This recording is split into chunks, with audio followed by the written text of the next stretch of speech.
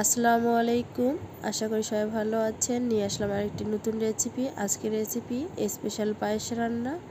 আশা করি ভালো লাগবে। এর জন্য আমি নিয়েছি 2 লিটার লিকুইড দুধ। আমি একবার বড় কোঠায় দিয়ে দিলাম 3টা তেজপাতা, 3টা ছোট এলাচ, 2 টুকরো ডালচিনি দিয়ে জাল করে নেব।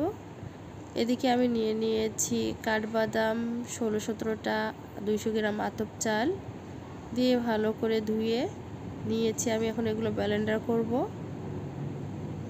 আমি কিন্তু দুই থেকে 3 বার মতো ব্লেন্ডার করে নিয়েছি।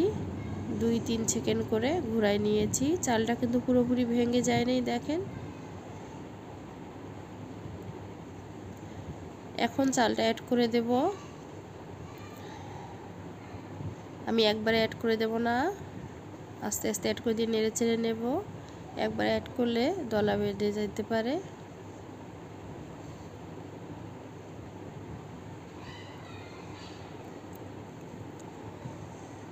আমি কিন্তু মিডিয়াম আঁচেই রান্না করতেছি। এদিকে দুধটা জাল হয়ে আসুক, ওদিকে আমি নিয়ে নিব হাফ কাপ খেজুর গুড়, হাফ কাপ পানি দিয়ে আমি ভিজাই রাখবো যাতে গুড়টা গলে যায়।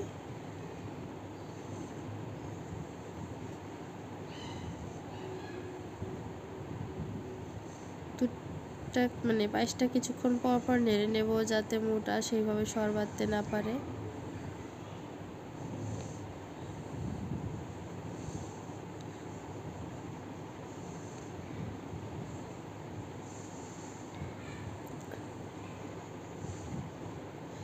নিয়ে নিব 3 টেবিল চামচ পাউডার দুধ,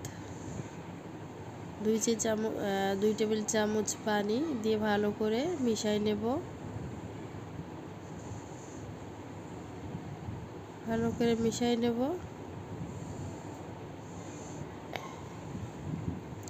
মিশানো হয়ে গেলে আমি দিয়ে দেব পায়েসের মধ্যে। আপনারা চাইলে আরও বাড়াই নিতেও পারেন।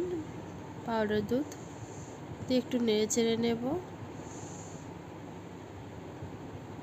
দেখেন অনেকটাই ভারী হয়েছে, ঘন হয়ে এসেছে। আমি কিন্তু এখন কোনোভাবে চিনি বা গুড় কোনো কিছু অ্যাড করে নেই। এভাবে কিছুক্ষণ জাল করে নেওয়ার পর যখন দেখবো ধীরে ধীরে ঘন হয়ে আসতেছে, তখন আমি চিনি অ্যাড করে দেব। এখন আমি চিনি অ্যাড করে দেব। আমি চিনি নিয়েছি 1 কাপ পরিমাণ। আপনারা চাইলে মিষ্টি চিনির পরিমাণ কমায় বাড়াই দিতে পারেন, কারণ আপনাদের মিষ্টির কাছে আপনাদের উপর নির্ভর করবে।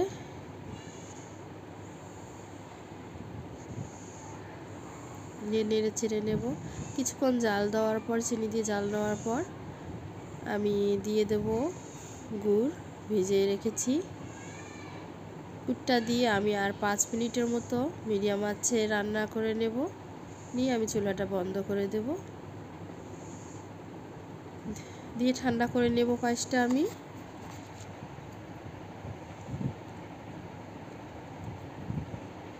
কারণ এই পর্যায়ে রাখলে ঠান্ডা হলে পায়েসটা ঘন হয়ে আসে।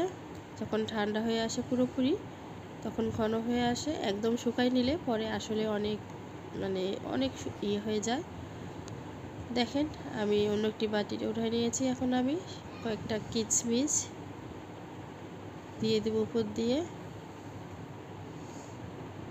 দেখেন কালারটাও কত সুন্দর এসেছে।